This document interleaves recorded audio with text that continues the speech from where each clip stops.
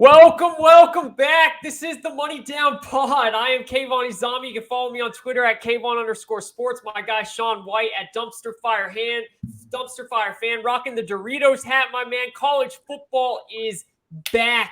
Week 1 is here. And as I said the other day, man, conference games are beautiful. Conference championship games are beautiful. But there is really nothing like week 1 in college football, Sean, where you have the SEC versus the Pac-12. You got the ACC versus the SEC. You got the Big Ten versus Notre Dame. You got little brother versus big brother in App and UNC and ECU and NC State. There's so many awesome games this week that it really is just the best time for college football to get started. And they get their standalone weekend before the big bad NFL comes along and takes away some of their shine. So I can't wait. Guys, for all you out there, today's going to be an awesome show. We're going to give you our picks. We did our picks last year. We both did really well on it, so we hope to continue in that category. We're going to give you our picks for all the weekend's game. And then throughout, as we give you our picks, we're just going to break down some of the conferences, some of the teams we like, some of the teams we don't like, and just kind of have a free-for-all college football show. Obviously, let us know your thoughts on any teams you like and don't like this year at Money Down Pod on Twitter or at either of our handles. Sean, how are you doing today, man? Yeah, I'm doing well. I'm happy that college football is back. We're both big college football guys. We definitely, as we said last year, if you weren't along for the ride, you're just joining us. We don't have college football teams. We're not biased in any way on a college football team like that. We're not fans of a specific school. We watch for the games, and I personally watch a lot for NFL prospects. So that's kind of where we're at. We're kind of non-biased in that way. So it's a pretty fun breakdown when we get together and do this stuff because we're kind of just looking at things from a betting standpoint and from a game watching standpoint. So I'm very excited to bring this the whole year this year because we started halfway through the NFL and college football season last year. So I'm happy to get a whole set of it going. We can make predictions out in front of it. We get it all out there, and we can start from week 1 of this college football thing, get all of our picks in, and see how we do for a year. No doubt, man. It's going to be a phenomenal season. Hopefully we get to have fun and also put a lot of money in y'all's pockets out there while we get to do it. So let's get it started, man. I know you like one game tonight. I like one game as well. I'll let you start. I know you have your eyes set on something in that West Virginia Pitt game. Go ahead and get us started. What you like in that game, and we'll go from there. Yeah, I'm excited for this West Virginia Pitt game, and I'm kind of putting Pitt on upset alert tonight. Really buying into the West Virginia kind of side of things, especially that plus 7.5. So that's a bet I'm going to throw out there. I love West Virginia plus 7.5 tonight. I think Slovis messed up a little bit doing some shit talking back and forth. Don't really know where he got the balls to come out and do some stuff like that. being your first game at Pittsburgh. I know we got the battle of former USC quarterbacks tonight with him and JT Daniels. And I've always been a bigger JT fan to Keaton Slovis in my opinion. I think he's a better quarterback than Keaton is. So I am excited to see this game tonight. Pitt should have a better team, but I do think adding fuel to the fire in a game that I feel is a lot closer, in my opinion, talent-wise, than maybe what the ranking would say. Yes. I think adding fuel to that fire really made me jump on that. I really like this West Virginia side, especially if you're giving me 7.5 with the hook. Got to go West Virginia 7.5 for that pick tonight. I'm all in on them. I love it. I love that you went that side. I was worried for a second you were going to take Pittsburgh, so I'm so glad you went West Virginia because I'm all with you on this. I don't understand the love for Pitt, man. Like now that let's talk about them for the season here. I don't get it, dude. They lose a first-round quarterback in Kenny Pickett, who is a really good quarterback in college. I mean, he did some phenomenal things. They lost the best receiver in the country in terms of the votes. Jordan Addison was literally voted the best receiver in the country last year. And they lost their offensive coordinator in Mark Whipple, who is a really smart dude. And they lost their offensive coordinator because him and Pat Narduzzi couldn't get on the same platform. I mean, all off season, Pat Narduzzi, head coach of Pittsburgh, whoever would listen was either talking shit about Mark Whipple, the former offensive coordinator, or screaming about how he wants to get back to running the ball more, and he didn't feel like the offense had control last year. And I'm over here thinking, dude, you won the ACC. What are you talking about? Like, is this guy high? I don't get the love for Pittsburgh at all. And if you look at the West Virginia side, You nailed it. JT Daniels is a way better quarterback than Keaton Slovis. I never bought into the hype of Keaton Slovis. I don't get him at all. I don't think he's a good player. I think he's an average quarterback. And I think JT Daniels, his only issue is he just keeps getting hurt. If JT Daniels can be healthy, we can see what he actually can do. West Virginia made it a point of emphasis to go out and get bigger on the offensive line, bigger on the defensive line. I think they're going to be prepared for the Pittsburgh run game. I think West Virginia can win outright. And if they don't, you get the 7.5 points at least, where I think it's going to be a bloody type game, a low scoring game. I love that pick, man. I'm following you on that one all day. I don't get the hype for Pittsburgh at all. It really does not make any sense to me. Yeah, they feel like I was going to go ahead and give you that. I feel like they're kind of like a 4th to 6th in the ACC, possibly. Really, yeah, really. I think them, and we'll probably talk about North Carolina a little later on. I think them and North Carolina are kind of a little overhyped in the ACC this year. To be honest, Pitt, they lost too much talent. You mentioned it with Addison. You mentioned it with Pickett being gone. And I don't like when coaches get too noisy in the offseason like this. Unless you're a Nick Saban type and you're trying to convey something through the media and you've already been established, I don't like what Narduzzi's doing at all. I really do think West Virginia's going to come out and take this. I honestly think they could win outright. But, I mean, that spread being that big, that's just the pick to go right there. And I just don't buy Pittsburgh this year either. I think they lose 2-3 games this year easily in the ACC. I saw some prominent people picking them in the college football playoff as like a dog. I know, Desmond Howard. Yeah. I can't get behind that at all. They lost too much talent on the outside and at quarterback. The two very important positions that we see in college football now. I don't buy the hype for Pitt at all. Me and you are definitely on the same page right there. Yeah, and I love Desmond Howard. I think he's so smart, but I didn't understand that pick. And I actually like how you lumped Carolina in with them, because it's actually a good comparison, because both teams lost a ton of talent. I mean, a ton of offensive talent. And I actually think Carolina is set up a little bit better than Pitt even. Like, I really do not understand the Pitt hype at all. I'll give you another pick that I really like tonight. It's another underdog. I like Purdue plus 3.5 against Penn State at home tonight. I do not buy into the Sean Clifford hype. I never have. I love James Franklin. I think James Franklin's one of the best coaches in college football. He's a phenomenal recruiter. But you're giving me the home team. And by the way, West Lafayette gets loud.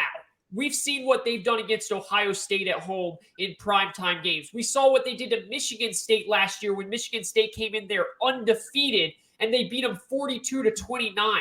You're giving me the home team 3.5 points and the better quarterback. Aiden O'Connell, the quarterback for Purdue, is 10 times better than Sean Clifford. Aiden O'Connell last year threw 2 times for 500 yards. The last quarterback to do that was Drew Brees. The man threw 2 games of 500 or more yards. He can throw the ball all over the field. Jeff Brom has coached in big games before, and I love James Franklin. But this team, to me, man, they don't have the quarterback. They haven't had it in years. Sean Clifford is not the guy. And until they get the quarterback, I can't buy in on Penn State. I think Purdue wins outright tonight. I love Purdue. I think Penn State's secondary is very talented, but very young. And because of that, I think Aiden O'Connell picks Penn State apart. It's a risky bet. There's a lot of people that like Penn State this year. I'm not buying into it, bro. I'm all over Purdue plus 3.5 tonight. I actually like that bet a ton because me and you are feeling the same exact way about Clifford as a quarterback. I didn't buy him last year. I don't buy him this year. I don't know where all the NFL draft hype is even coming from. I don't see that at all. I mean, it was tough for me to buy people like Brock Purdy last year and stuff like that as NFL draft hype as well. And all of a sudden, Clifford's the one climbing the board. And Purdy was just a much better player, in my opinion, than Clifford ever has been. So I think that's kind of strange that we're kind of already throwing parallels out here with Sean Clifford, like he's going to be the next big thing at quarterback to come out of the Big Ten. It's a little strange. I do like Aiden O'Connell a ton. Yeah. You're correct. He's a very good thrower of the football. I think that Purdue offense is going to have some success on a Penn State defense that actually is quite talented. And they might figure it out later in the year, maybe upset one of the big dogs in the Big Ten as well. But this is a trap game if you've ever seen one. Purdue's a giant killer, man. They're going to upset one of these top teams, and you're right, it might be tonight. I actually do like the points that you're saying there, 3.5. That's a very good line. I didn't see the line at 3.5. I saw it at 3. You give me the hook, I'm following you all day long right there. Yeah. That plus 3.5, I like it a lot. No doubt. Completely on Purdue. You're right. They are a giant killer. That's a good word to do it. And again, I think they win outright. But the main thing is what you said there. I get 3.5 points just in case. I don't see it being a blowout. And you're so right about their defense. The issue is until James Franklin can get a quarterback, he's not going to get to where he wants to be with that team. He recruits some talent all over the board. Like I said, they have really good talent in their secondary. They have really good talent in the linebacker core, at the D-line core. They just don't have the better quarterback in this game, and I get the home field advantage. I'm all over that one. Let's go. What else do you have? You got anything at what's your next pick that you got moving forward here? Okay, we'll just kind of go early in the day on Saturday. And we mentioned them earlier with UNC and App State. My favorite bet of the weekend, easily my favorite bet, the over of 56. I think that's low, like a low number. Agreed. We saw UNC giving up points to a FAMU team that brought hardly any of their players. I mean, they were scoring left and right, moving the ball. And I know Gene Chizik and all that got a lot of hype with the hire. Yeah. I mean, let's be honest, Gene Chizik's looked real shaky when he doesn't have Cam Newton with him and Vince Young on the other side with that Texas team. So let's be honest about it. Is Gene Chizik really upgrading this defense enough? I know the hype was that they're going to be much better, but they did not look much better in that Week 0 game. And if there's one thing about App State, they come in prepared and they come in ready to score. They always have a good run game. They always have a good offensive game plan. And while I don't think App's going to be able to stop the UNC offense because they're kind of scoring machines, so I don't like picking either way, especially with a 1-point spread. The over of 56 is my favorite bet of the weekend. They're going to score a ton of points. That's going to get shattered. Might even be shattered by halftime the way these teams move the ball sometimes. Love that over of 56 UNC App State. I'm with you 100%. I think that's too low of a number. I think it should be in the 60s. And it's just because you have a veteran team in App that knows how to score versus a very offensive-centric team in UNC that will not stop anyone. They're going to have to score 35, 40-plus points a game to win. And against a team like App at that crowd, I'm with you, man. I'm all over that. I am tailing you on that bet 100%. Let's go to another Saturday game here in the ACC. Dude, I'm on Louisville -4 at Syracuse. I think Louisville should be 7 to 8 point favorites here. Malik Cunningham is one of the best quarterbacks in the ACC. He is a runner and a thrower. He can do it all. He hung 5 touchdowns on Syracuse last year. I don't think Syracuse got better at all. Other than Scott Frost, Dino Babers might be the coach on the hot seat the most this year, other than Scott Frost now.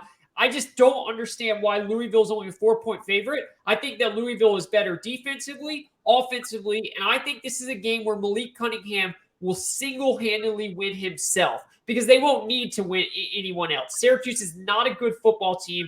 I love Louisville -4 here. I actually think Louisville is going to be a low-key decent team this year with Malik Cunningham back there. And again, it's just Syracuse is just not a good football team. The aura around Dino Babers, he had a couple big years and everything was popping. Since then, it has fizzled out. This is his last year.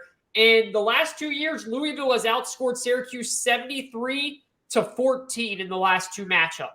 They own Syracuse, and I think Louisville keeps it up. I love Louisville -4. Yeah, I agree with you on that. I can't really add too much to that because what you're saying is completely true. They've owned them the last 2 years, and Syracuse has not really gotten better. You're absolutely correct about that. I think Syracuse is going to be one of the bottom teams in the ACC if I had to put my bets on it, especially with Boston College. If they can keep Jerkovich healthy, I think they're going to make a little jump because they've been kind of at the bottom along with Syracuse. I think Syracuse is just kind of going to be down there as one of those bottom dwellers really in the ACC. Maybe Virginia Tech has a down year this year. We'll see how that goes. They actually have a 7-point spread with Old Dominion that I couldn't figure that one out, so I stayed away from it. That's just a crazy spread right there. I would take Old Dominion if I had to. I don't like Virginia Tech at all. but See, it's that's a too scary. risky for me to touch.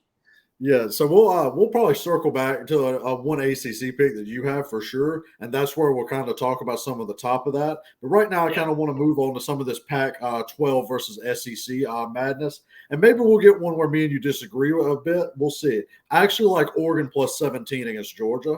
I don't know how you're feeling about that game. If it's a stay away from you, I think Yeah. Georgia's going to take a little bit of a step back. I don't think that defense is quite what it was last year. And I think Oregon's going to come out and surprise some people. Dan Lanning kind of does have the ins and outs of that Georgia program. So I think they're going to play it close. Do not get me wrong. I'm not picking them to beat Georgia. But plus 17, I think they keep it close. And that's what I'm going at with this Oregon game.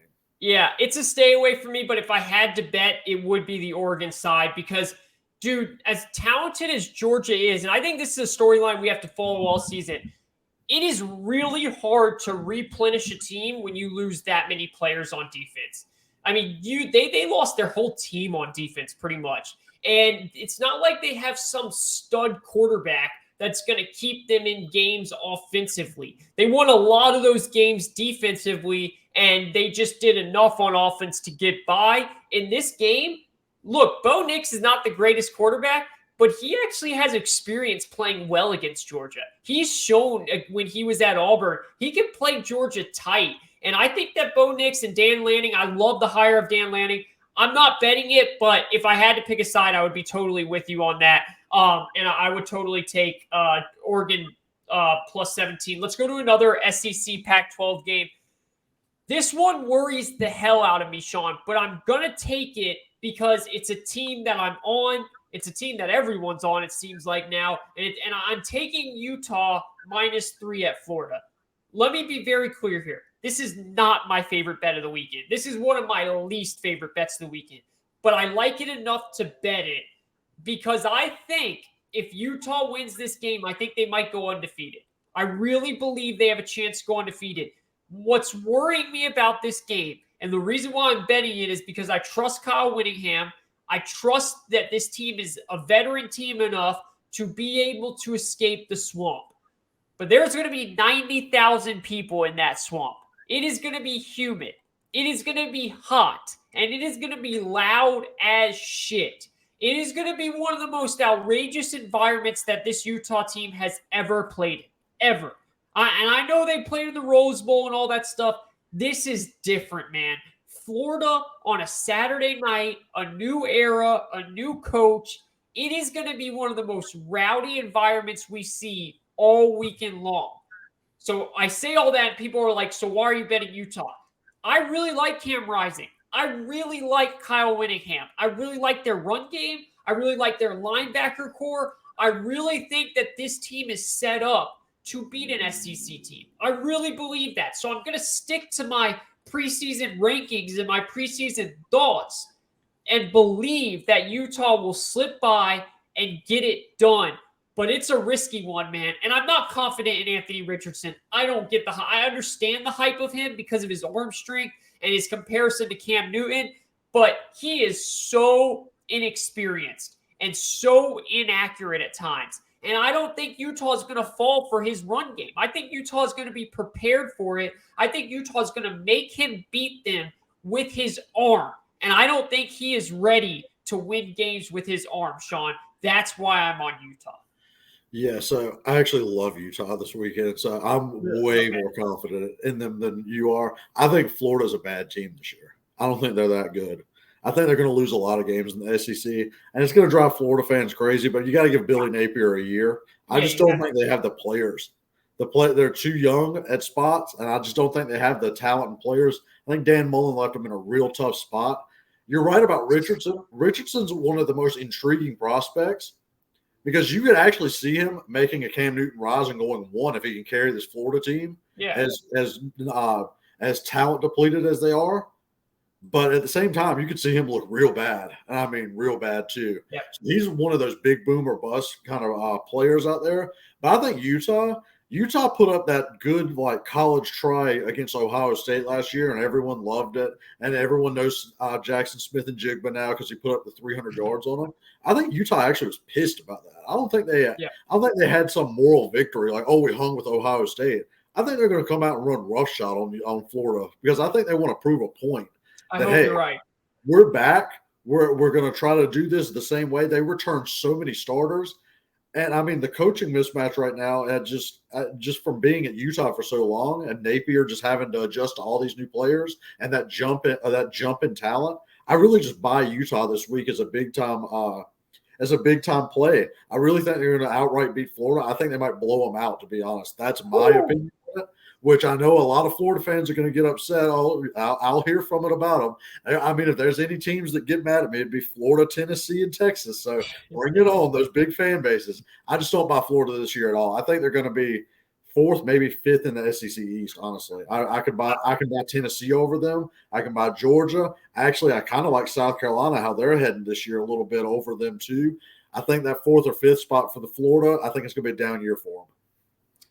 Yeah, well, I hope you're right with your confidence level. I mean, like I said, I am backing Utah because I think that they should win this game, and I am not sold on Anthony Richardson, but I do love Billy Napier, and there is something about the swamp, bro, that worries me. That place is crazy on a Saturday night, but I'm with you. I trust them to move on and get this done. I have one more SEC pick here. I'm going to go with Arkansas minus 6.5 against Cincinnati. I am very high on Arkansas this year. I'm actually more high on Arkansas than Texas A&M. I think Arkansas I think Arkansas finishes second in the SEC West this year. I think that they finish right behind Alabama. I think that they finish ahead of Texas A&M, ahead of Ole Miss.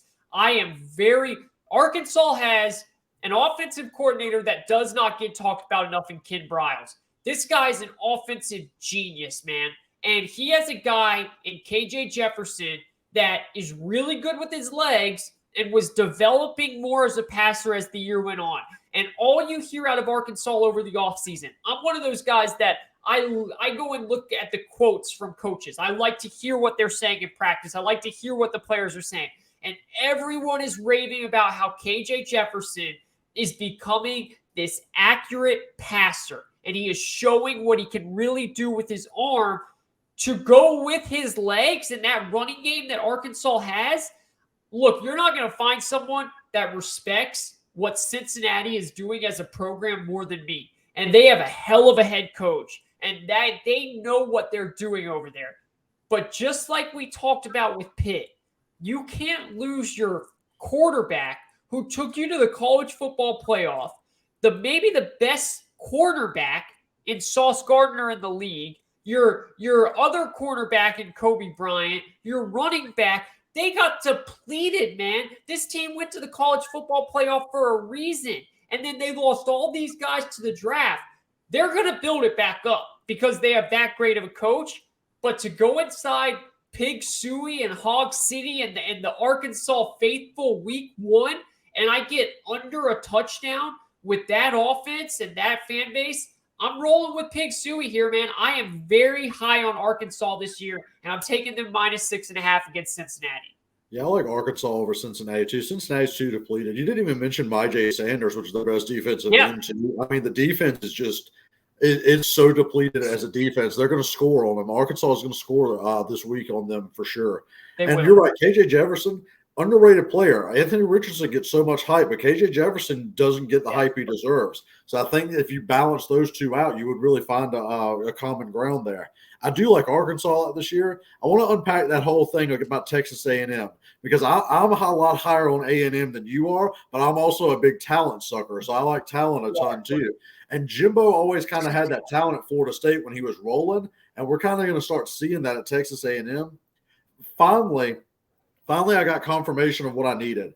I was really scared they were going to play Max Johnson at quarterback. That's what I was terrified of, and I was going to pick against him if they did because I don't buy Max Johnson. I watched him a lot at LSU. If you've heard the pod before, my wife's an LSU fan, so I watched them a good amount. So I kind of pay attention to the program. Max Johnson held them back in so many games last year and really was bailed out a lot by Kayshon Boutte just being unbelievable after the catch. And when he went down, you saw that production drop off and that LSU offense bogged. I was scared that Jimbo was going to pick him as their quarterback, but now they went with Haynes King, who played well before the injury. Very well. I think that's exactly what they needed to make a big-time run, and I think they're going to be undefeated going into that Bama game, and anything can happen. So I really like that. I really like Texas A&M moving forward. I have a good feeling that they're going to put together a good year. And I don't think Jimbo's going to back down. I don't think Jimbo would have mouthed off as much to Saban if he didn't feel very confident in his team either. They're probably the most talented team overall in the SEC, maybe even including Bama. If you want to put them 1A, 1B, I can't wait to see what they do. Just hopefully they don't do a Texas A&M choke job. But I kind of buy them this year. I like Haynes King being their quarterback. That was what was holding me back before. They better show up, like you said, with all that talent. I'm the opposite of you. I sometimes, unless you're Alabama or Clemson, I can't stand all that talent because it never works out unless you have a coach like Nick Saban or Dabo Swinney. And I just haven't seen it yet with Jimbo enough. I respect Jimbo. I think he's a hell of a coach. And I honestly would rather see Connor Wegman play, to be fully honest with you. But I know he's a true freshman, and I know he needs some time. But I still just don't think they have the quarterback right. Haynes King has one game. He's won games, and he's good. But I think Wegman is the guy that they really need to get in there. Once they get him in there, then maybe all that talent will come together. Texas, I'm not saying they're going to be a bad team. I think they're going to be a really, really good team. I just think people are sleeping on Arkansas a bit. I think Arkansas is a really, really good team, but they have a very tough schedule. So we'll see how they fare in that. You want to go to your next play? Oh, yeah, because, I just brought them up anyway, so we'll just transition over there. I like LSU -3 against Florida State. I'm with you on that. We have the same play. I think Florida State's kind of feeling themselves just because they ran roughshod on Duquesne last week. And, I'm seeing Florida State fans out of the woodwork like they just won the national title game for some reason because they won a week 1 victory, which they haven't done. They haven't won their opener in like 6 years, I think, 5-6 years. Yeah. So they were real high off that Duquesne win. And I'm like, man, you're about to go play LSU right now, which I know how to down season. Offensive line's a question for both. But you can't tell me Brian Kelly isn't going to have a talented group of players ready to go like he always had them ready to go at Notre Dame. I think they're going to come out and kind of put the hurting on Florida State a little bit. I don't think Florida State has any answer for Keyshawn Boutte either. Him and Jackson Smith and Jigbo is probably 1A, 1B at receiver. I think they're going to put up a bunch of points. I think Florida State's not going to run the ball like they did last week. They're going to really have some issues, in my opinion. Yeah, I'm with you. Listen, I understand Jordan Travis is electric with his legs. He is not a good quarterback at all. He cannot throw the football. And what does Florida State do best? They run the ball. Where is LSU's best strength other than receiver? D-line. They are phenomenal on the D-line. They always are phenomenal on the D-line. And I think in New Orleans, for Brian Kelly's first game, now we don't know who Kelly's going to go with at quarterback, but to be honest, I really don't care. I think any of the ones he goes with is going to get it done for this game. Moving forward, that's what we have to revisit depending on who he picks. But I think for this game, I think the talent on the D-line, the receivers they have, and I think they know if they stop the run game, there is no shot in hell that Jordan Travis can beat them with their arm. He's just not good enough. He's literally not good enough. They're going to stop the run. I love LSU -3. I think this should be like a 6-point line, to be fully honest with you. So I'm with you on that. One other play I have here that I really, really like.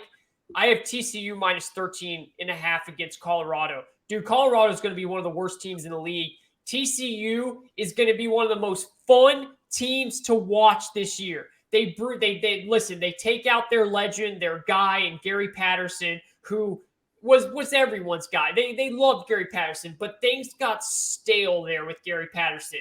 And in comes the air raid god in Sonny Dykes, and he is going to put on a show with this offense. In both quarters, quarterbacks are going to play. I'm totally fine with that because both are going to play hard and put up points to show that they should be the starter.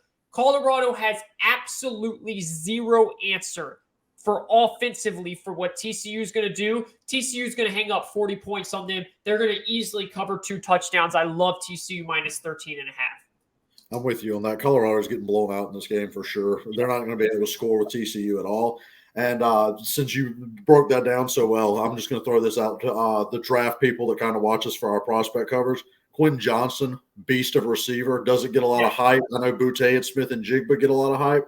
Quinn Johnson, I think he's going to be a first-round pick this year, especially going to the air raid. He's going to get a lot of stats. And he's going to get a lot more media hype than he was the last 2 years because he was doing some stuff with some poor quarterback play the last 2 years. Yeah. Big and physical. Everyone's kind of seeing how my guy George Pickens is doing in the league right now, being big and physical. I think he has that same body build, maybe not the dog mentality, but he's not going to have the character concerns either.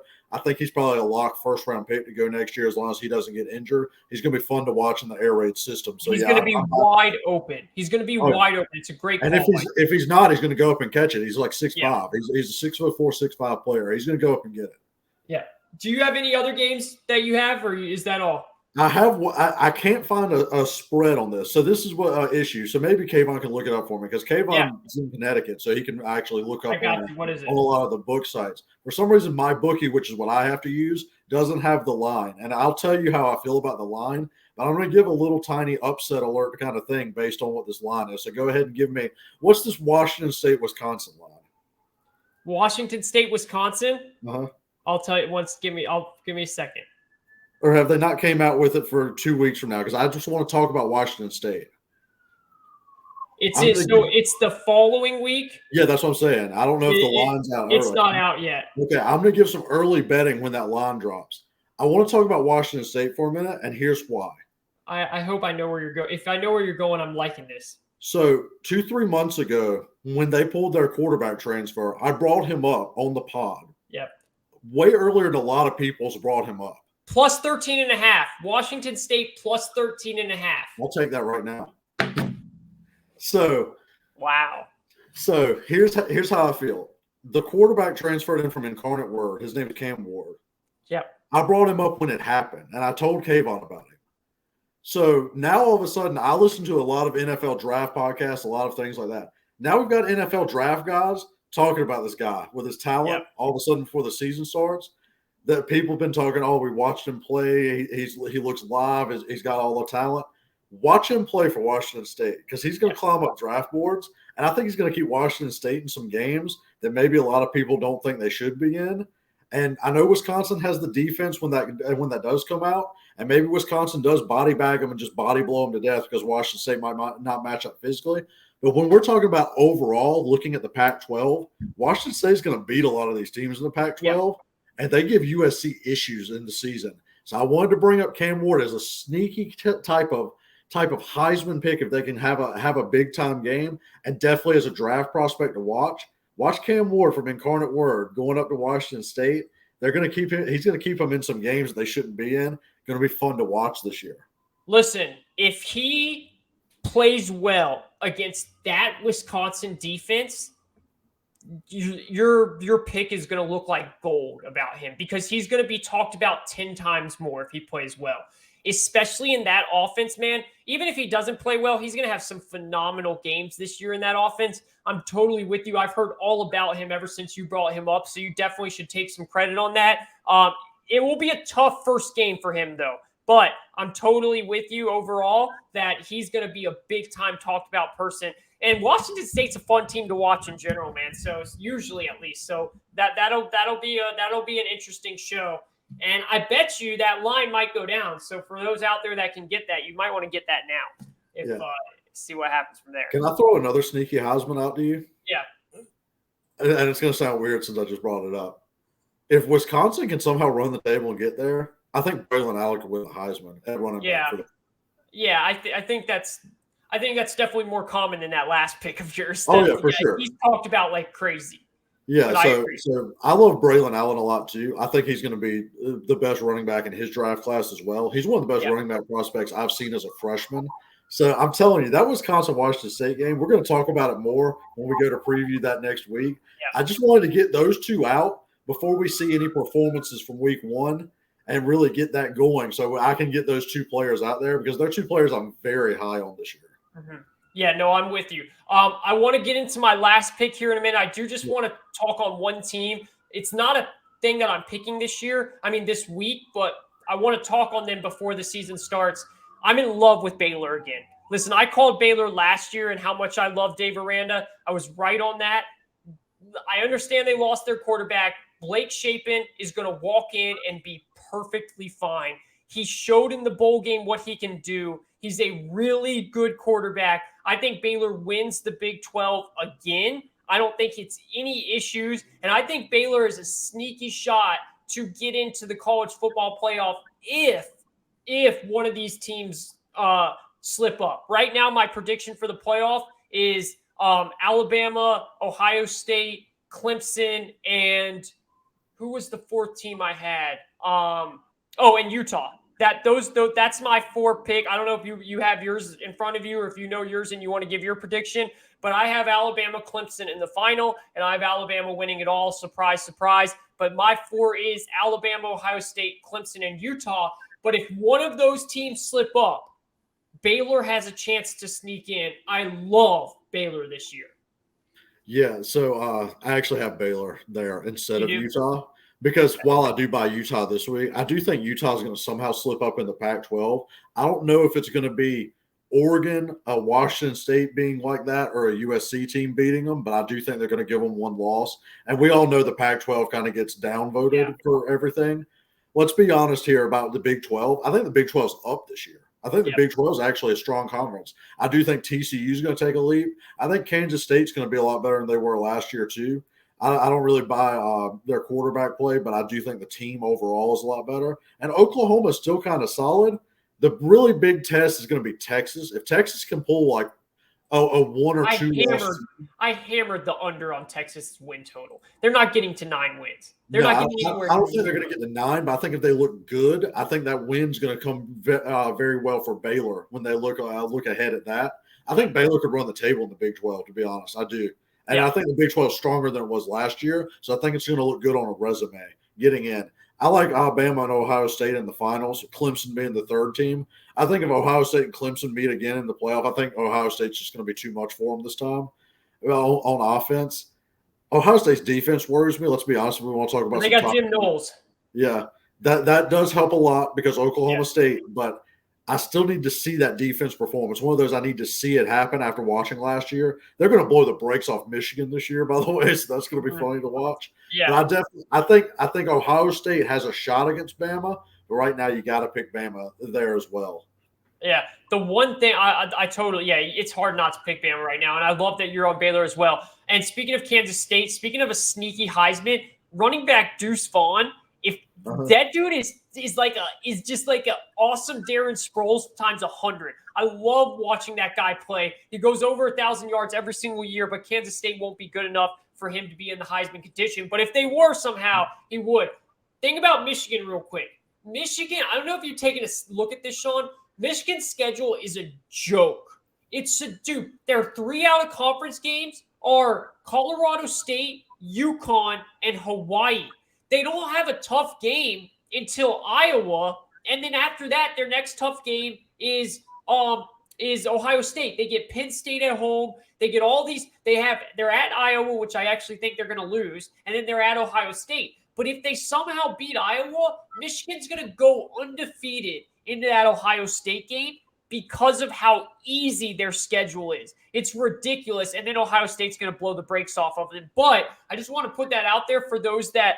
The Michigan's over/under team total is like 9.5, and because of their schedule, I don't see how they don't get to 10 wins because their schedule is so easy. It's insane. I'm not a fan of Michigan. I'm not a fan of either of their quarterbacks. I do think that J.J. McCarthy has a little pizzazz, and I kind of like a little bit about him, but NFL-wise, no. I don't see how Michigan slips up until Iowa or Ohio State. Yeah, I think the Big Ten is going to be a little down this year as a whole, to be honest. Because, I mean, if you look at the West, really, Wisconsin's the only really consistent team out there. Iowa's always might win the West, man. Iowa's always the up and down team, but they'll end up losing the game after going like 6-0. Usually that's how their season goes. And then if you look at the East or whatever they call it, the Legends or whatever you call it in the Big Ten, I mean, let's be honest, that's a little strange. But if you look at that side, really, Michigan has the cupcake schedule, but again, me and you don't buy Clifford with Penn State. So if you don't have a quarterback, you're going to be out of it. That's the one thing. That's the knock on Wisconsin is Mertz. So that's really where that is at the same time. I mean, if you look at it, Michigan State, I mean, will they be back? They'll be okay. They lost a ton of players. They're gonna rebuild, but I don't know if it's this year. Really, I think Ohio State's the one to buy out of the Big Ten. Yeah. And if Ohio State slipped up, man, I'd be real worried about their playoff chances with how weak their schedule is going to look with the Big Ten the way it is this year. I agree. They can't slip up. They've got to win out. There's no doubt about that. Then let's get to my final pick here, which is a team that both of us just said we have in the playoff. I'm all over Clemson Monday night -21. I like it all the way up to like -23. I think Clemson routs Georgia Tech. We just talked earlier about some of the hot seats when I named Dino Babers and Scott Frost. Jeff Goff is up there. I don't know. Like, this guy is on the hottest of hot seats. He's barely done anything. Georgia Tech fans are wishing they never ran Paul Johnson and his wishbone offense out of town, because that guy was at least getting you guys to ACC title games. And for some reason, he wasn't enough for you guys. You ran him out of town, and nothing has happened since. This game on the schedule says it's at Georgia Tech, yet it's in Mercedes-Benz Stadium, which means there's going to be more Clemson fans there than Georgia Tech fans. I'm sorry, Georgia Tech fans, but that's just how it's going to be. And Clemson all offseason, Sean, has heard how Dabo's reign is over. He lost his 2 offensive and defensive coordinators. It was a great run, but we knew he couldn't drag it on for this long. DJU was the most highly touted prospect that's going to fail. They've heard all this stuff all off season. They're going to come in there on a standalone game on Monday night and beat the living breaks off Georgia Tech to send everybody a lesson of, we're still here. I know it's Georgia Tech, but we're going to dismantle them just to show you that we can still run up the score against teams like we did when we had Trevor and Deshaun Watson. I love Clemson, and it's my favorite pick of the weekend. What are your thoughts on that? I agree. Not my favorite pick, because I told you that over in UNC, but it's up there too. Yep. Good God, Clemson's going to destroy Georgia Tech. I don't know how Georgia Tech scores. Georgia Tech lost their best player in Jameer Gibbs to Alabama. I mean, losing him was a big blow. He was the big get for the coaching staff that came in. That was really what it was. They got him and the quarterback that they threw out there, and I mean, both are gone now. So exactly. And Clemson. I'm going to say this: Clemson's defense is going to be the closest thing to Georgia's defense last year that we're going to see. They're not going to be as good as Georgia's defense, because over the last 3 years, Georgia's defense has put some of the best defensive players in the NFL. But Clemson's going to be close because they're returning so many players. I would not be shocked if all 7 defensive linemen get drafted for Clemson. They're all – I'm talking about even the non-starters. They are all good. Every single one on that defensive line is really good. You're spot on. They're not going to be – because Georgia's defense was once in a generation. I mean, that was legendary. But they're going to be up there, bro. Yeah, I mean, I completely agree. The thing about Georgia's defense that people don't even realize – watch Eric Stokes and Tyson Campbell this year. Tyson Campbell for the Jags, Stokes for the Packers. They were on the team the year before the defense we're talking about at corner. They're going to be really good corners in the league. Like watch Keely Ringo play. I mean, the whole team is stacked at Georgia on defense. This 3 recruiting classes in a row, 2 years ago, last year, and this year, just all of them being on the same team is honestly ridiculous. But if you look at Clemson's front 7, like you said, their front 7 is going to be like that too. Miles Murphy is going to go very high in the draft, probably top 8. Brian Breesy is going to be up there in the top 15 as well. That whole front 7 is getting drafted. Clemson's going to have a defense this year. And one quick thing on DJU. If he doesn't come out and play well, I don't care. I think Cade Klubnik's going to come in and take him anyway. Oh, it's going to happen. You're spot on. So I'm not even concerned about the DJU factor. If DJU does not play well enough to keep them winning games by a comfortable margin, they'll put Cade Klubnik in, and Cade Klubnik is going to be the next big thing at Clemson. He's going to be good. They might win a national championship with him at the helm over the next 3 years too. So yeah, he's going to be awesome, and supposedly he's doing really well. The thing that we're hearing out of Clemson camp is that they're going to make DJU use his legs a lot more, and they're going to kind of open him up. Supposedly he's really good on the run as a thrower as well, and I want to see that. He's a big body that can move, and I would like to see him move more, but you're damn right. That leash is going to be short. And if he does slip up, Cade Klubnik's ready to come in.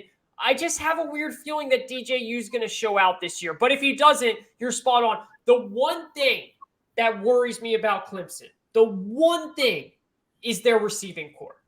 Clemson's usually known for having these big, I mean, you could go back from DeAndre Hopkins, Sammy Watkins, Mike Williams, you name it. Like, they've had a receiver, big-time receiver, come out pretty much every year.